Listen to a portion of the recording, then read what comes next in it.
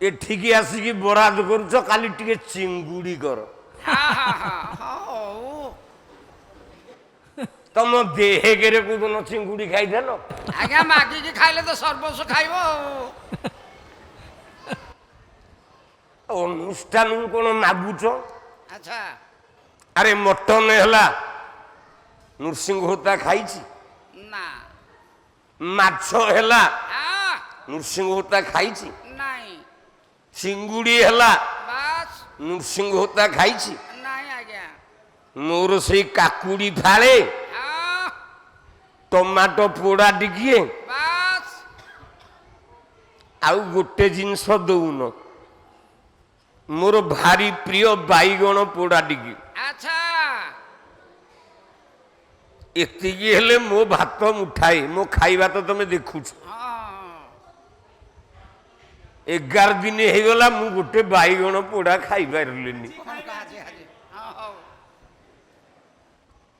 ମୋର ସେ ମଟନ ଚୁଙ୍ଗୁଡି ମୁଁ ମାଗି ଖିଆ ସୋନା ଦାସ ଗାୟକ ନୁହଁ। ନାଇଁ ନାଇଁ ନାଇଁ ନାଇଁ ରାଧା କୃଷ୍ଣ ଦୁହେଁ ଭାଇ ଭଉଣୀ। ବାସ୍ କେମିତି ଭାଇ ଭଉଣୀ ସେ? କେମିତି ସେ ଭାଇ ଭଉଣୀ ହେଲେ?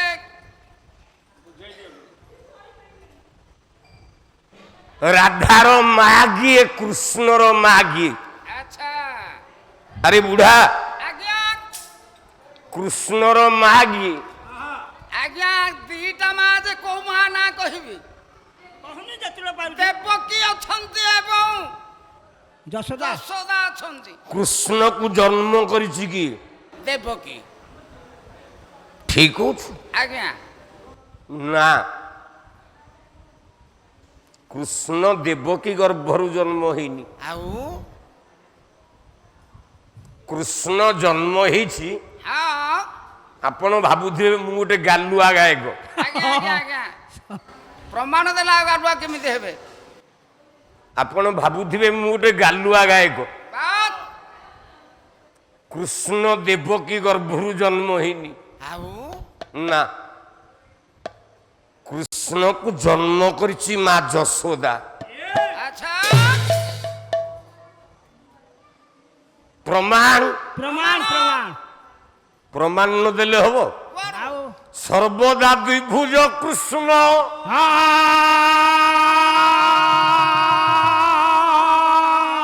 କଦାନ ତୁ ଚତୁର୍ଭୁଜ,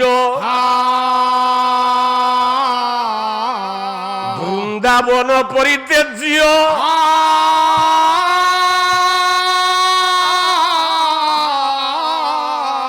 ପାଦମେ କନଗଚ୍ଛାମି।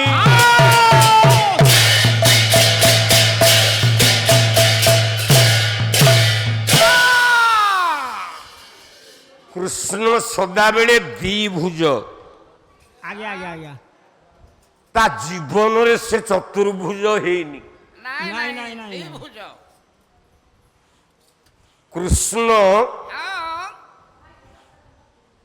ବୃନ୍ଦାବନ ଅରଣ୍ୟକୁ ଛାଡ଼ିକି ଆଚ୍ଛା ତା ଜୀବନରେ କୁଆଡ଼େ ଯାଇନାହିଁ। ବାସ୍ ଆପଣ ମାନଙ୍କ ମନରେ ପୁଣି ପ୍ରଶ୍ନ ଉଠିବ, ହଁ ହଁ ଗୋଟିଏ କାହିଁକି କେତେ ତ ପ୍ରଶ୍ନ କେତେ ଉଠିବ? ପ୍ରଶ୍ନ ଆସିବ ତା ଭିତରୁ ଆଉ କେଡ଼େ ଉଲ୍ଟା ଗାୟକ ଏଇଟା। ଆଉ କଣ? ସେ ତ ମଥୁରାରେ ଜନ୍ମ ହେଲା, ହଁ ଗୋପପୁରକୁ ଗଲା। ଆଚ୍ଛା ଆଉ କୃଷ୍ଣ କଣ ବୃନ୍ଦାବନ ଅରଣ୍ୟ ଛାଡ଼ିକି କେବେ ଯାଇନି କୁଆଡ଼େ? ଆଚ୍ଛା ଆଚ୍ଛା ଏଇ କଥା କଣ କହୁଛନ୍ତି ବୋଲି ନିଶ୍ଚିତ ଭାବୁଥିବେ। ମଥୁରା କଟକରେ ଯୋଉ କୃଷ୍ଣ ଜନ୍ମ ହେଲା, ଆଚ୍ଛା ଦେବକୀ ଗର୍ଭରୁ, ହଁ ସେଇଟା ଓରିଜିନାଲ କୃଷ୍ଣ ନୁହଁ, ଅରିଜିନାଲ ନୁହନ୍ତି। ସେଇଟା ଡୁପ୍ଲିକେଟ। ଆଚ୍ଛା ଆଚ୍ଛା ବେଶ କାହିଁକି? କାହିଁକି? ଦେବକୀ ଗର୍ଭରୁ ଜନ୍ମ ହେଲା ବେଳେ ଏଇଟା ଚତୁର୍ଭୁଜ ହେଇକି ଜନ୍ମ ହେଲା। ବେଶ ଠିକ ଠିକ ଠିକ ଠିକ କୃଷ୍ଣ କିନ୍ତୁ ଜୀବନରେ ଚତୁର୍ଭୁଜ ନୁହଁ, ନାଇଁ ନାଇଁ, ନାଇଁ ନାଇଁ, ନାଇଁ ନାଇଁ ନାଇଁ ଦ୍ୱିଭୁଜ। ଦ୍ୱିଭୁଜ ସେଇ ଦ୍ୱିଭୁଜକୁ ମୁଣ୍ଡ ଉପରେ ଦେଇକି ଶୋଇଛି। ଶିଆଳି ଲତା ତଳରେ ବାସ୍ ପାଦ ଦିଟା ଯାକୁ ହଲଉଛି। ହଲଉଛି ହଲଉଛି ଅଷ୍ଟପାଟ ବଂଶୀ ଭିତରୁ ଆଚ୍ଛା ଆଚ୍ଛା ହଁ ସବୁ କହନ୍ତି ଅଷ୍ଟପାଟ ବଂଶୀ, ହଁ ହଁ ହଁ ଆଜ୍ଞା ଆଜ୍ଞା ଭୁଲ। ବୋଲୁ ସେଟା ଅଷ୍ଟପାଟ ମହିଷୀ। ହଁ ମହିଷୀ ଆଜ୍ଞା ମହିଷୀର ଅର୍ଥ ହଉଛି ନାରୀ। ନାରୀ ନାରୀ ନାରୀ କୃଷ୍ଣଙ୍କର ଅଷ୍ଟପାଟ ମହିଷୀ। କୃଷ୍ଣଙ୍କର ସ୍ତ୍ରୀ କେତେଟା କହିପାରିବୁ? ଆଜ୍ଞା କୃଷ୍ଣଙ୍କ ସ୍ତ୍ରୀ ରାଧା ତ ଆଉ କୃଷ୍ଣଙ୍କର ସ୍ତ୍ରୀ କେତେଟା? ଆଜ୍ଞା ସେମିତି ମୋ ପଢ଼ା ସଟ ଟିକେ ପାଲାବାଲାଙ୍କୁ ପଚାରିଲୁ, ଯାଉଛନ୍ତି। କୃଷ୍ଣଙ୍କ ସ୍ତ୍ରୀ କେତେଟା?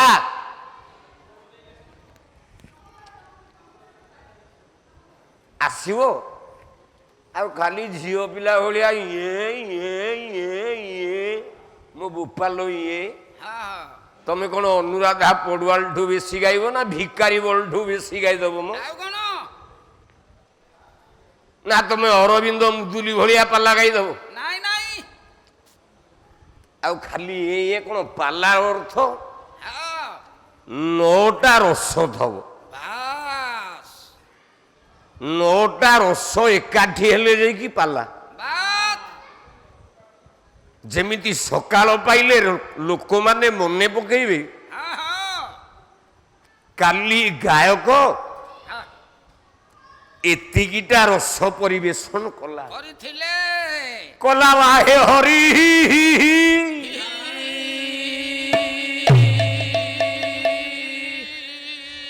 ଆରେ ଗେଡୁ, ମୋ ଟୋନଟା ମୋ ସ୍ୱରଟା କଣ ଖରାପ? ମାଇକିନା ତଣ୍ଟି କୋଇଲି ପରାଏ ଅଣ୍ଡିରା ତଣ୍ଟି ଘାବେରା। ବାସ୍ ମୁଁ ଅଣ୍ଡ୍ରି ପୁଅ ଗାୟକ। ତମ ଗାୟକ ଆସିକି ମୋ ପାଳି ଧରୁ, ମୁଁ ତମ ଗାୟକର ପାଳି ଧରିବି। ଦେଖିବା କିଏ ଅଣ୍ଡ୍ରି ପୁଅ। କିନ୍ତୁ ତମ ଗାୟକ ଟିକେ ମୃଦଙ୍ଗ ବଜେଇ ଜାଣିଛି, ହଁ ହଁ ମତେ ସେଇଟା ଆସିନି। ତଥାପି ଧଇଲେ ତଥାପି ଧଇଲେ କଣ ଦି ପାହାରେ କୁଟି ଦେବିନି? କି କଥା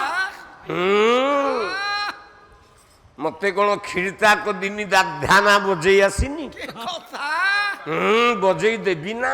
ଦେବି ନା କଲା ବାହେ ହରି ବିଜେଶି ଆଳି ଲୋଟା ତଳର ଆହେ ହରି ବିଜେଶି ଆଳି ଲତା ତଳର ଆହେ ହରି ବିଜେଶି ଆଳି ଲତା ତଳର ଶ୍ରୀଭୁଜେ ବନ ମାରି ବାମ ଚରଣ ତୋଳି ଶ୍ରୀଭୁଜେ ବନ ମାରି ବାମ ଚରଣ ତୋଳି ଶ୍ରୀଭୁଜେ ବନ ମାରି ବାମ ଚରଣ ତୋଳି ଶ୍ରୀଭୁଜେ ବନ ମାରି ବାମ ଚରଣ ତୋଳି ରକ୍ଷୀ ରକ୍ଷିଣ ଜାନୁ ପର ହରି ବିଜେଶି ଆଳି ଲତା ତଳର ଆହେ ହରି ବିଦେଶୀ ଆଳି ଲତା ତଳର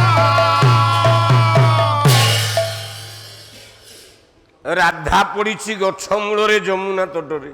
ଆଜ୍ଞା ଆଜ୍ଞା କୃଷ୍ଣ ଶୋଇଛି ଶିଆଳି ଲତାରେ। ଆହା ହା ହା ଏପଟେ ରାଧା ସେପଟେ କୃଷ୍ଣ। କୃଷ୍ଣ କୃଷ୍ଣ ହେଲେ ପାଲାବାଲା ରାଧାର ଜନ୍ମ କୋଉଠୁ ହେଲା ତମେ ତ କହିଲନି? ପୁରାଣରେ ରାଧା ଗୋଟେ ଶବ୍ଦ ଅଛି କି? ଓଡ଼ିଆ ଭାଗବତ ଜଗନ୍ନାଥ ଦାସ ହୁଅନ୍ତୁ ଆଜ୍ଞା ଆଜ୍ଞା କି ସଂସ୍କୃତ ଭାଗବତରେ ବ୍ୟାସ ହୁଅନ୍ତୁ, ଆଚ୍ଛା ଆପଣ ପଢ଼ନ୍ତୁ, କାଲି ଆସିକି କହିବେ ରାଧା ଶବ୍ଦ କୋଉଠି ଭାଗବତରେ ଲେଖା ହେଇଛି? ନାଇଁ ଲେଖା ନାହିଁ ଲେଖା ନାହିଁ ଆଜ୍ଞା ରାଧା କ'ଣ ଗୋଟେ ଚରିତ୍ର? ନା ନା ନା ରାଧା ହଉଛି ଗୋଟେ ନାମ। ହଁ ଆପଣମାନେ ଏଠି ଯେତିକି ବସିଛନ୍ତି ଆଜ୍ଞା ସମସ୍ତେ ଜଣେ ଜଣେ ରାଧା। ସମସ୍ତେ ଜଣେ ଜଣେ ରାଧା। ରାଧେଇ ବଇତି ରାଧା। ଆଚ୍ଛା ଯିଏ ରାକୁ ଧାରଣ କରେ ହଁ ହଁ ସେ ରାଧା। ରାଧା ରାଧା ରାଧା ପ୍ରକୃତ ରାଧାକୁ ତମେ ଚିହ୍ନିଲଣି? ଆଉ କଣ? ବହି ଦେଖ, ଆଚ୍ଛା ପୁରାଣରେ ପ୍ରକୃତ ରାଧା ହଉଛି ଯଶୋଦା। ଯଶୋଦା ହଉଛନ୍ତି ରାଧା। ଆଚ୍ଛା ପୁରାଣରେ ହଁ ହଁ ଯଦି ଖୋଜିବ ବାସ୍ ପ୍ରକୃତ ରାଧା ହଉଛି ଯଶୋଦା। ଆଚ୍ଛା ଯଶୋଦା ଠୁ ଆଉ କେହି ରାଧା ନାହିଁ। ନାଇଁ ନାଇଁ ନାଇଁ ନାଇଁ ଯାହାକୁ ଅଭିମନ୍ୟୁ ସାମନ୍ତ ସିଂହାର ପ୍ରମାଣ ଦେଲେ। ଆଜ୍ଞା ଆଜ୍ଞା ଆଜ୍ଞା ଦେଖିବା ଆଜ୍ଞା କି ଶୁଣିବା ନା। କଲା ନିଧନ ସଂଖାଳି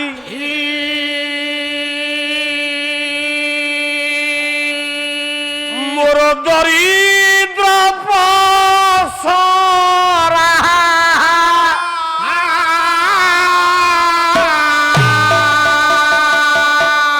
ଇଏ ଅନ୍ଧର ଲଉଡ଼ି ବାବୁ ଓ ରୁଦର ହାରାମ କଳା ମାଣି করে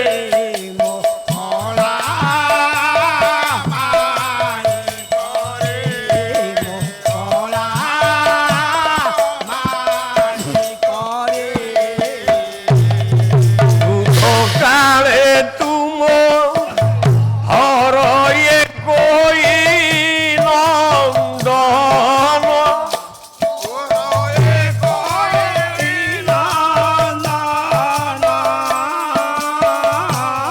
রুদতা পবিনা সনে